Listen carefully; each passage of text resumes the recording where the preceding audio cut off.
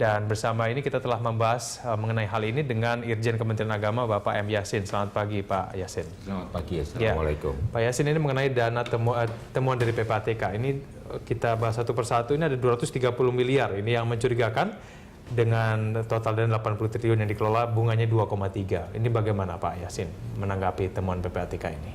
Ya, sebenarnya pada awal tahun 2013, saya bersama Pak Anggito telah mengklarifikasi adanya temuan dari PPATK itu pada tahun itu. Jadi pencatatan yang memang dimulai dari sekitar tahun 2004 itu sehingga tahun 2012. Tapi memang beda pencatatannya. Pencatatan dari PPATK kan follow the money.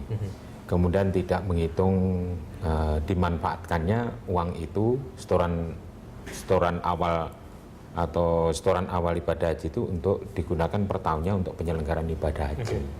Jadi terakhir kalau penyelenggaraan ibadah haji untuk akhir-akhir ini kisarannya adalah 2 triliun lebih lah seperti itu. Tapi kan ini pengelolaannya juga dipertanyakan Pak Yasin. Ini dibilang katanya tidak transparan, terus selama ini pengelolaannya juga tidak memuaskan. Ini Pak Yasin bagaimana sebagai salah satu? Tentunya yang sudah saya laksanakan itu adalah untuk membuat bahwa Dirjen PAU atau penyelenggaraan ibadah haji dan umroh ini bisa melaksanakan pengelolaan penyelenggaraan ibadah haji termasuk pengelolaan dananya itu semakin hari semakin transparan dan akuntabel begitu. Tentunya harus mengacu kepada aturan perundangan yang berlaku, yakni Undang-Undang 13 tahun 2008 tentang penyelenggaraan ibadah haji. Di situ bahwa dana itu adalah atas menteri, atas nama akunnya itu adalah Menteri Agama, dan atas keluarnya nilai manfaat atau optimalisasi atau bunga apapun namanya itu digunakan langsung untuk melaksanakan ibadah haji pada tahun yang bersangkutan. Gitu. Apabila ada hal-hal yang dianggap kurang transparan, tentunya kita terus berintrospeksi untuk melakukan evaluasi. Barangkali ada hal-hal yang perlu dibuat skim yang baru sehingga masyarakat yang mempunyai dana itu dan masyarakat secara luas sebagai pemantau itu bisa menilai bahwa kita cukup transparan dan akuntabel seperti itu. Baik, Pak Yasin, kita juga sudah terhubung dengan melalui sambungan telepon dengan Wakil Koordinator ICW di ujung sana sudah ada Mas Ade Irawan. Selamat pagi Mas Ade. Pagi Mas, pagi Pak Yasin. Pagi Mas Ade.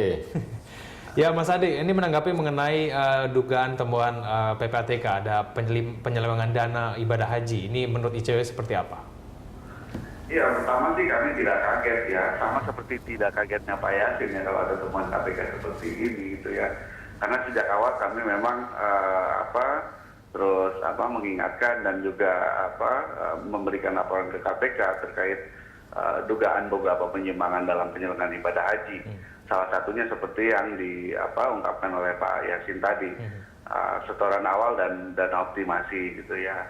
Nah, ini kan jadi salah satu misteri. Kalau tadi Pak Yasin bilang sudah berusaha transparan, menurut saya sih Kementerian Agama sama sekali belum transparan. Kami tahun lalu sudah meminta laporan keuangan terkait dengan penyelenggaraan ibadah haji. Tapi Kementerian Agama tidak bisa memberikan gitu ya, dengan banyak alasan lah gitu ya. Padahal itu mestinya laporan yang harus dipublish karena bukan hanya menyangkut uang negara tapi juga menyangkut uang publik gitu. Dan saya kira dalam urusan korupsi manapun gitu ya, kalau kemudian di situ ada ketertutupan, apalagi di sisi yang lain hak monopoli penyelenggaraan ibadah haji ada di Kementerian Agama ya. Kita wajib suudzon, di situ ada penyimpangan gitu ya. Iya. Dan saya yakin juga Pak Yasin sudah punya temuan-temuan terkait itu ya Pak Yasin. Ya, Mas Ade, tapi bagi ICW sendiri itu poin-poin penyelewengan dana yang dikelola oleh Kemenak ini apa? Di mana ini tepatnya? Saya kira ada beberapa titik. Pertama di dana setoran awal jamaah yang sekarang mau dinaikkan menjadi 30 juta, ini terkait dengan penempatan uang, termasuk terkait dengan nilai bunga dari uang yang ditempatkan itu. Walaupun memang ada beberapa di antara yang sudah disetor di sukuk. Itu yang pertama. Yang kedua, penggunaan dana optimasi atau kalau istilahnya uang bunga dari setoran awal tadi. Ya ini kan jadi arena baru permainan di Kementerian Agama, karena ini dana optimasi gitu ya, dana dari bunga mereka bisa seenaknya saja pakai untuk kepentingan-kepentingan yang kami duga secara tidak langsung tidak ada hubungannya dengan kepentingan pelayanan kepada jamaah. Atau dalam temuan kami beberapa tahun terakhir ada semacam double budget dari pemerintah, dari anggaran negara disediakan, tapi kemudian masih tetap mengambil dari dana optimasi. Yang ketiga di pengadaan-pengadaan. Pengadaan ini kan banyak, mulai dari penerbangan yang sebagian besar uang haji lari ke sana. Yang kedua pengadaan catering, lalu kemudian pengadaan pemondokan gitu ya. Ini juga jadi masalah klasik gitu ya. Yang keempat temuan kami juga terkait dengan living cost. Itu terkait dengan nilai tukar, cari rente dari penukaran dolar kepada real. Kami juga ada temuan di situ, ada dugaan praktek korupsi di sana gitu ya. Yang lainnya dana hasil sisa penyelenggaraan ibadah haji gitu yang kemudian biasanya dimasukkan kepada dana abadi umat. Saya kira itu beberapa titik-titik dalam penyelenggaraan ibadah haji. Baik, saya akan memberikan kesempatan kepada Pak Yasin untuk menjawab, namun kita harus jeda dulu. Kita akan lanjutkan dialog kita di segmen berikutnya. Pemirsa, Jurnal Pagi akan segera kembali. Pemirsa, sebelum kita lanjutkan kembali dialog kita, berikut kami tampilkan grafis modus korupsi haji berikut ini. Ada 4 poin modus-modus korupsi haji yang kami kumpulkan dari data yang kami dapatkan. Penyalahgunaan setoran awal yang diserahkan calon haji, ketidakjelasan syarat bank untuk penempatan dana haji. Ketiga, ketidakjelasan tempat penukaran valuta asing. Keempat, nomor antrian haji berpotensi menjadi jualan. Ini adalah 4 poin yang kami dapatkan, sedangkan tadi juga Mas Edi sudah memberikan poin-poinnya juga, titik-titik rawan yang menjadi penyelewengan dana haji. Mungkin kita bahas dari bunga. Ini selalu menjadi kecurigaan. Ini bunganya begitu besar, Mas Yasin. Ya. Ini digunakannya buat apa saja sebetulnya? Untuk pengaturan tentang pembiayaan penyelenggaraan ibadah haji itu diatur di pasal 21 sampai 23 Undang-Undang 13 tahun 2008 tentang penyelenggaraan ibadah haji. Nah, berkaitan dengan pertanyaan digunakan untuk apa? Ya digunakan untuk penyelenggaraan ibadah haji pada tahun itu, bunganya itu.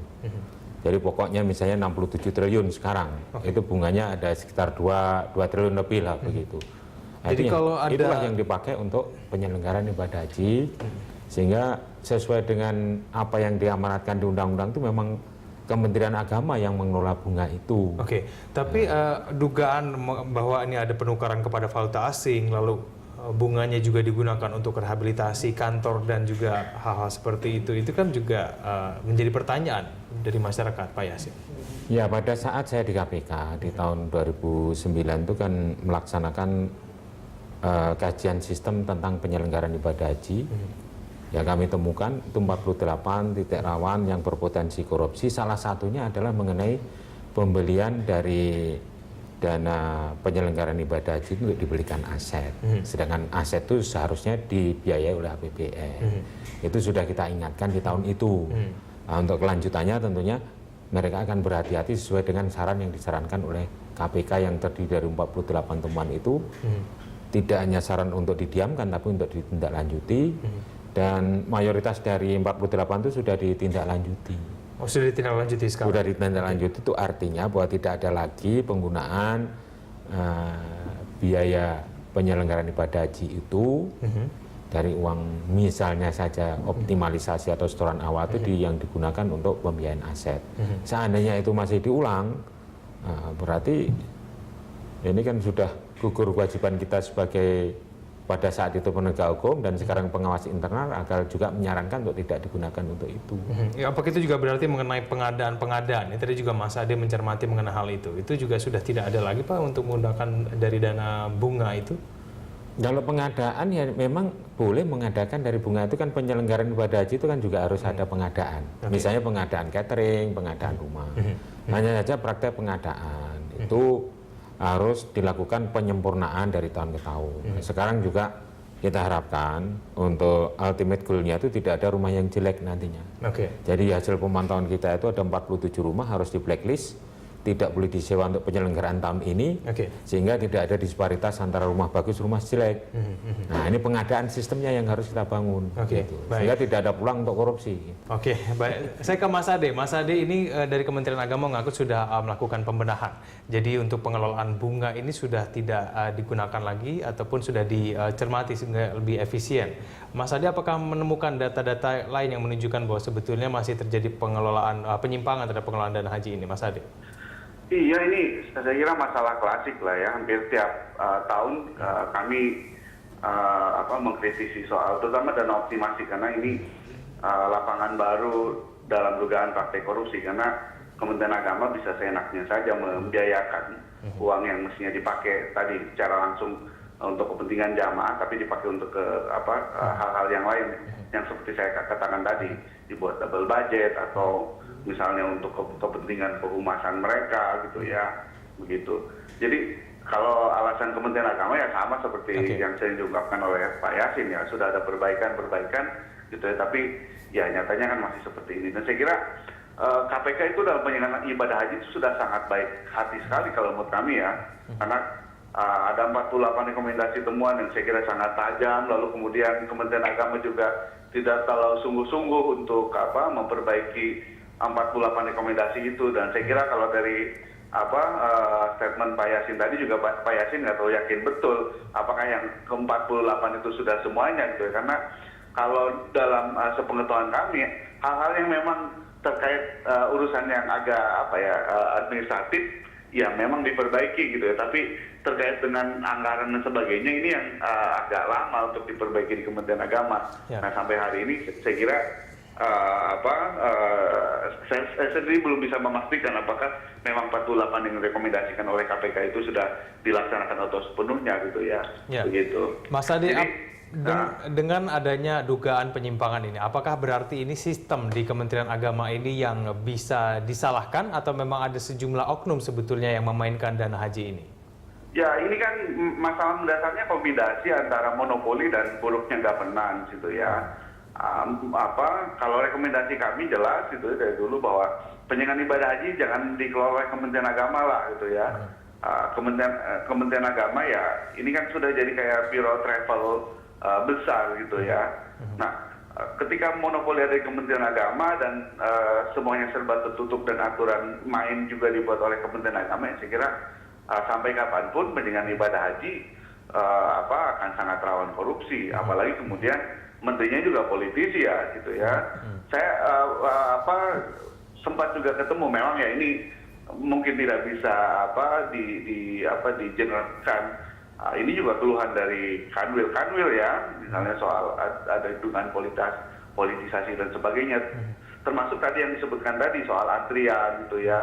Nah, ini juga yang kemudian bisa disiasati gitu ya.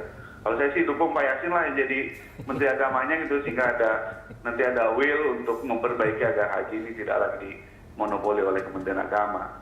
Oke, baik, kita kembali lanjutkan dialog kita. Pak Yasin, ini saya juga akan bertanya mengenai salah satu dugaan. Ini mencurigakan sekali bahwa dana setoran pendaftaran haji ini atas nama Menteri Agama Surya Dharma Ali. Ini mencurigakan Pak Yasin. Kenapa tidak nama lembaga saja yang ditaruh di situ, bukan nama Menteri Agama? Ya, di dalam amanat undang-undangnya di pasal 21, Undang-Undang 13 2008 itu memang harus atas nama Menteri Agama. Dan apabila keluar bunganya atau nilai manfaat disebutnya di situ adalah digunakan, dan yang digunakan itu artinya yang memanage bunga itu adalah Kementerian Agama dan digunakan untuk penyelenggaraan ibadah haji secara langsung. Itu di pasal 23-nya seperti itu. Nah, kalau kita membandingkan di negara-negara lain seperti Turki, seperti Malaysia misalnya, yang juga punya hal yang sama, atau artinya setiap tahunnya punya hajat yang sama untuk memberangkatkan jamaah haji, itu memang berbeda pengaturannya. Jadi memang kita harus belajar dari best practices dan lesson learned yang baik itu ya bisa saja suatu saat kita adopsi. Kalau memang itu dulunya diperkirakan misalnya dana itu setoran awal tidak yang seperti sekarang ini, kan kita tidak menduga itu bahwa akhirnya triliun-triliunan seperti ini. Setiap hari itu bertambah. Sekarang 67 triliun, mungkin besoknya atau bulan depannya sudah 68 triliun. Bertambah lagi. Apa ya sih? Tapi Bertambah kalau lagi. Memang, pengawasan internal dari Kementerian Agama sendiri sebetulnya pernah nggak sih menemukan orang yang kemudian oknum-oknum yang bermain seperti memainkan nomor antrian, kemudian dia mengelola dana haji dengan tidak baik itu? seiring dengan kesepakatan kami ya Pak Menteri dan Dirjen PAU, apabila yang nakal semenjak saya gabung dengan Kementerian Agama, kita tindak sesuai dengan tingkat kesalahannya. Kita sudah pernah audit Siskohat, sudah pernah audit Dana Abadi Umat, sudah pernah audit BPIH. Hasil-hasilnya ada rekomendasi untuk diperbaiki. Apabila ada kesalahan administrasi, ya harus dikembalikan uangnya, kan seperti itu. Lazim seperti itu. Kalau enforcement itu yang punya adalah penegak hukum, bukan Ijen. Kalau Ijen adalah menyarankan untuk perbaikan, kemudian untuk tidak mengulangi kesalahan, begitu. Tapi bagi staf yang sudah terlanjur melakukan kesalahan dan sudah telak, bukti-buktinya ada. Ya Itu kita, ada Pak, ya sudah. Ya, kita hubungkan dengan PP 53 tahun 2010 tentang disiplin pegawai. Ya, kita bebaskan dari jabatannya. Dan kita merekomendasikan untuk tidak dipromosikan, misalnya situ. Atau paling keras adalah dipecat dengan tidak hormat, atau diberhentikan dengan tidak hormat, atau diberhentikan dengan hormat tidak atas permintaan sendiri. Jadi tindakannya sudah ya, itu lingkup kesalahan, macam-macam kesalahan ya, tidak hanya di haji saja, di Al-Quran, di misalnya laboratorium dan komputer, dan kasus lain, itu 56 itu yang ada rekomendasi berat tahun ini aja gitu. Saya akan kembali ke Mas Ade. Mas Ade, menurut Anda ini karena sudah mulai diselidiki oleh KPK, apa langkah dari Kementerian Agama sendiri untuk kemudian membantu proses penyidikan dari KPK ini, Mas Ade? Ya, saya kira Kementerian Agama wabil khusus Inspektorat, saya kira juga bisa banyak bantu lah. Saya kira Inspektorat juga sudah banyak pemetaan gitu ya, termasuk siapa saja yang menjadi aktor. Yang disebutkan oleh Pak Yasin tadi kan, ini kan baru aktor-aktor di bawah gitu ya, belum aktor-aktor di atas gitu ya. Dan saya kira Inspektorat juga tahu misalnya soal pengadaan-pengadaan dan misalnya juga di parlemen, penyusunan BPIH, bentuk pola permainan seperti apa, dan saya kira ini bisa direkomendasikan oleh Inspektorat. Kalau kemudian Kementerian Agama secara institusi dalam artian di luar Inspektorat, saya tidak terlalu yakin. Kalau Inspektorat saya kira dengan adanya Pak Yasin dan sebelumnya juga di KPK banyak mendalami soal haji, saya kira ya mudah-mudahan bisa berjalan bareng gitu ya. Jadi ya kita mesti bantu bareng Pak Yasin nih untuk ungkap banyak hal terkait dengan haji di Kementerian Agama. Gitu. Oke, saya terakhir ke Pak Yasin. Pak Yasin, ini kemudian tadi rekomendasi dari ICW bilang mungkinkah ini dana pengelolaan ini tidak dikelola oleh Kemenak? Ini menurut Anda bagaimana? Ya, tadi kan saya merefer itu belum tuntas saya menyampaikan. Itu kalau di Malaysia misalnya ada tabung haji. Tabung haji itu hal yang berbeda. Jadi mengencourage masyarakat dan untuk menanamkan sahamnya melalui initial public offering. Dan tapi kalau yang setoran awal, dananya ditampung oleh Kementerian Agama termasuk bunganya, itu memang ada di undang-undang. Kalau itu memang disinyalir oleh masyarakat bahwa ini kurang bagus sistemnya, nah tentunya kan ada ruang untuk bisa saja amandemen gitu. Tapi pemikiran untuk pengelolaan sistem penyelenggaraan ibadah haji tentunya bukan monopoli Kementerian Agama.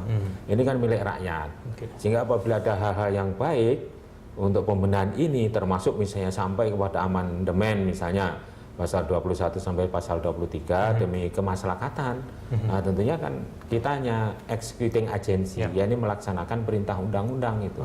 Ya ini harus dipikirkan bersama, tidak hanya kita saja, tapi seluruh lapisan masyarakat. Gitu, Bung. Ya. Perlukah amandemen? Nah, itu mungkin dibahas di pertemuan kita selanjutnya. Baik, terima kasih Pak Yasin dan juga terima kasih Mas Ade melalui sambungan telepon. Selamat pagi. Terima kasih Pak Yasin.